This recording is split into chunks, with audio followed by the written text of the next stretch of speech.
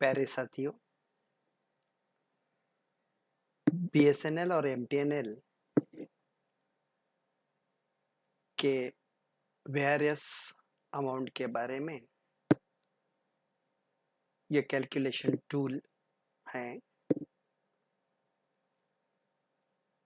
इसका English video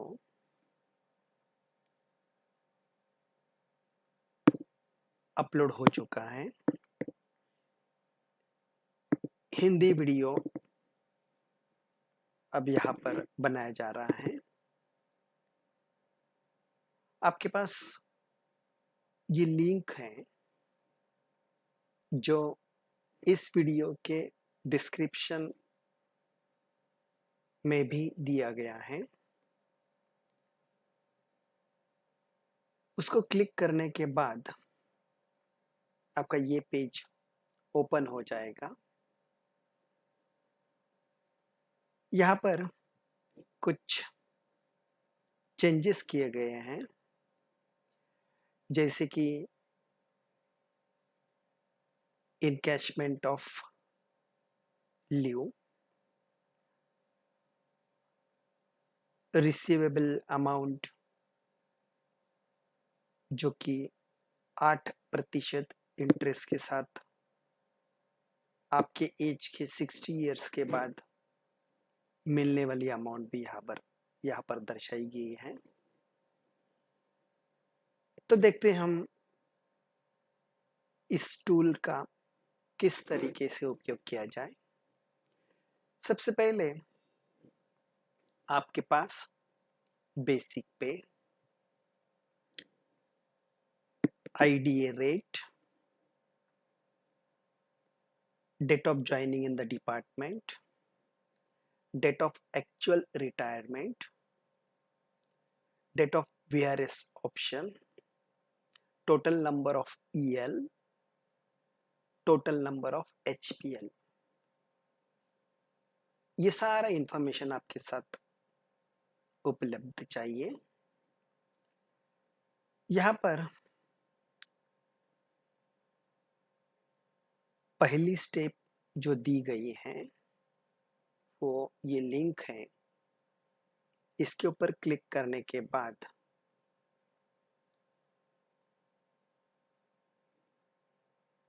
हम इस टूल के पास जाते हैं। पूरा सॉफ्टवेयर आपके साथ अवेलेबल है।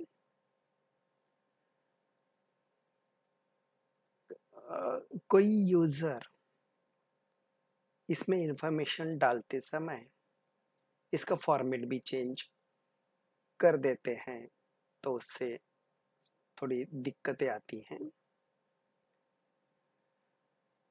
अभी इस इंफॉर्मेशन में मैंने यहाँ पर नाम डाल दिया है। Date of entry in the department यहाँ पर एंटर किया है। उसी प्रकार एक्चुअल रिटायरमेंट डेट यहाँ पर डाली है। VRS की डेट मैंने यहाँ पर मेंशन की है। मेरा बेसिक पे यहाँ पर डाल दिया है। IDA रेट जो अभी चल रहा है 152%, इसे यहाँ पर अंकित किया है। टोटल नंबर ऑफ EL मैंने यहाँ पर 300 दिए हैं। HPL यहाँ पर 125 लिखा है। एक चीज यहाँ पर ध्यान में रखिए, ये कितनी भी अमाउंट रहेगी, ये कितना भी वैल्यू यहाँ पर रहेगा, तो आपको कैलकुलेशन के लिए सिर्फ 300 डेज ही मिलेगा। उसका भी केयर यहाँ पर किया गया है। जो फाइनल अमाउंट आपको मिलने वाली है वो यहाँ पर उस हिसाब से ही बनाई गई है। अभी यहाँ पर जो कैलकुलेशन बनाया है उसके बारे में थोड़ा ध्यान दीजिए। एस्टिमेटेड VRS अमाउंट जो यहाँ पर आ रही हैं इस कैलकुलेशन, इस इंफॉर्मेशन के तहत, वो 35 डेज जो आपकी सर्विस हो चुकी है उस हिसाब से यहाँ पर, और 25 डेज जो आपके सर्विस बाकी हैं उसका इंफॉर्मेशन, दोनों का मिलाप करके यहाँ पर ये अमाउंट आती है। आपके लिमिट है x gratia, basic plus IDA, और उसका 125% जो भी अमाउंट आता है उसमें से पेंशन अमाउंट हमने डिडक्ट की है, तो ये आता है। तो इन दोनों में जो मिनिमम है वही अमाउंट आपको मिलेगी। अभी इसी अमाउंट के ऊपर जो इनकम टैक्स डिडक्ट होगा, वो डिडक्ट होने के बाद जो अमाउंट आएगी वो इतनी रहेगी। अभी इसमें एक बहुत ही अहम बात कही गई है, यदि आप वीआरएस नहीं लेते हो तो आपको जो सैलरी मिलने वाली है उसमें से इनकम टैक्स सब्ट्रैक्ट करके पूरी सैलरी, जिसमें ट्रांसपोर्टेशन अलाउंस, एचआरए और जो भी अमाउंट आपकी आ रही है वो यहाँ पर कैलकुलेट करके बताई गई है। इसमें से इनकम टैक्स सब्ट्रैक्ट किया है। ये अमाउंट जो यहाँ पर बताई गई है वो केवल आपके कैलकुलेशन के लिए या सुविधा के लिए मेंशन की गई है, और आपके कैलकुलेशन के हिसाब से आपने जो डेटा एंट्री किया है उसके हिसाब से आपका मंथली पेंशन ये आ रहा है। अभी रिमेनिंग पीरियड में आप यदि वीआरएस लेते हो तो पेंशन भी मिलने वाली है, तो रिमेनिंग पीरियड की पेंशन की अमाउंट ये बन गई आपकी। ठीक है, इसे हम मल्टीप्लाई करेंगे आपके रिमेनिंग पीरियड को, वो इतना आता है। अभी ये केवल कंपैरिजन के लिए है। किसी ने सवाल पूछा है कि यदि मेरा पेंशन आ रहा है तो उसका इनकम टैक्स क्यों सब्ट्रैक्ट नहीं करते हो, तो यहाँ पर इसका सवाल ही पैदा नहीं होता है, क्योंकि आपको ये अमाउंट आपकी जो बैलेंस सर्विस है उसके लिए मंथली बेसिस पे मिल रही है, तो इसमें तो इनकम टैक्स तो सब्ट्रैक्ट होगा ही नहीं।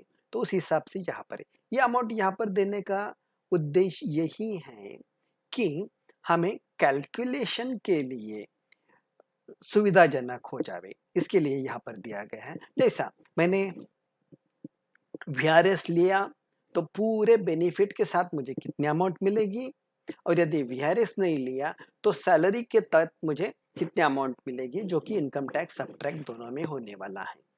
तो यहाँ पर आपको बहुत ही अहम बात बताई गई है, यदि वीआरएस अमाउंट सैलरी अमाउंट से ज़्यादा है तो आप वीआरएस ले सकते हैं। दैट्स वाई यहाँ पर एक स्टेटमेंट डाला है, advisable to opt for VRS, क्योंकि वीआरएस की अमाउंट सैलरी अमाउंट से ज़्यादा है। अभी आपके कैलकुलेशन के हिसाब से ग्रेच्युटी अमाउंट यहाँ पर इस तरीके से आई है। आपकी रिटायरमेंट की डेट आपने यहाँ पर जो मेंशन की गई है 31 अगस्त 2021, ये एग्जाम्पल है किसी यूजर का, तो उस हिसाब से यहाँ पर ये स्टेटमेंट पूरा आ जाता है। रिसीवेबल ग्रेच्युटी अमाउंट आफ्टर ये तारीख, ये दिनांक, इसके बाद विथ 8% इंटरेस्ट यहाँ पर ये अमाउंट आ जाती है। आपका लीव पीरियड मेंशन किया गया है, भले वो कितना क्यों ना हो, उसका कैलकुलेशन आपके बेसिक और डीए के हिसाब से केवल और केवल 300 दिन के लिए ही लिमिटेशन है उसका, 300 डेज, तो वही यहाँ पर आपकी कैलकुलेट करके यहाँ पर आ जाइए। तो इस तरीके से ये सॉफ्टवेयर टूल बनाया गया है। साथियों, इसमें बहुत सारे यूजर्स इसको इस्तेमाल कर रहे हैं थ्रू आउट इंडिया, तो कृपया कोई काम कर रहा है तो थोड़े देर के लिए उसके लिए रुकिए, वो पूरा होने के बाद ये उसका अमाउंट आ जाएगा। उसे मैं विनती करता हूँ कि यहाँ पर जो परसेंटेज दिया है, इसका 60% रेशियो बनाइए, इस तरीके से 60%। तो यहाँ पर इतना छोटा बन जाएगा, तो स्क्रीनशॉट ले लीजिए तुरंत। स्क्रीनशॉट लेने के बाद आप आपके पीसी में या मोबाइल में ये पूरा डेटा आपके नाम से सेव हो जाता है और बाद में फिर इसको आप 100% करके दूसरे यूज़र के साथ लिए छोड़ दीजिए। अबे बहुत सारे क्या करते हैं, इसका डुप्लीकेट बनाते हैं, मेक अ कॉपी। अबे मेक अ कॉपी के लिए ये तो इन्फॉर्मेशन आपका रहता है, मगर ये पूरा इन्फॉर्मेशन आपके शीट में भी चेंज होते रहता है नए यूज़र ने डालने के बाद। तो आपसे विनती की जाती है इस तरीके से कि कृपया इसे कॉपी ना करें। स्क्रीनशॉट करिए, स्क्रीनशॉट लेने के बाद आपका इन्फॉर्मेशन आपके लिए अवेलेबल रहेगा। कृपया मैं आपको विनती करता हूँ कि इसे सहकार्य करिए इस बारे में, ताकि इसका उपयोग ज़्यादा से ज़्यादा लोगों को मिलेगा। दूसरी विनती मेरी यह है कि कृपया मेरी इस वीडियो चैनल को सब्सक्राइब कीजिए, इसको लाइक कीजिए। यदि आपको ये पसंद नहीं आया तो डिसलाइक करते समय कृपया कमेंट बॉक्स में आपका व्यू डालिए, ताकि आपके इस डिसलाइक को भी मैं वेलकम करना चाहता हूँ, क्योंकि मुझे इसमें आगे कुछ मॉडिफिकेशन करने का हुआ तो आपका सजेशन मुझे बहुत ही उपयोगी होगा। तो साथियों, मैं विनती करता हूँ कि कृपया इस चैनल को सब्सक्राइब कीजिए, ज़्यादा से ज़्यादा शेयर कीजिए और हो सके तो इस वीडियो को लाइक कीजिए। डिसलाइक किया तो कृपया कमेंट बॉक्स में उसका कारण लिखिए, ताकि मैं इसे इम्प्रूव कर सकूं। मैं आपका बहुत बहुत आभारी हूं। यहाँ पर बहुत सारे लोग इस वीडियो को, इस सॉफ्टवेयर टूल को अच्छी तरीके से इस्तेमाल कर रहे हैं, तो कृपया आपका सहकार्य मुझे अपेक्षित है। बहुत बहुत धन्यवाद। नमस्ते।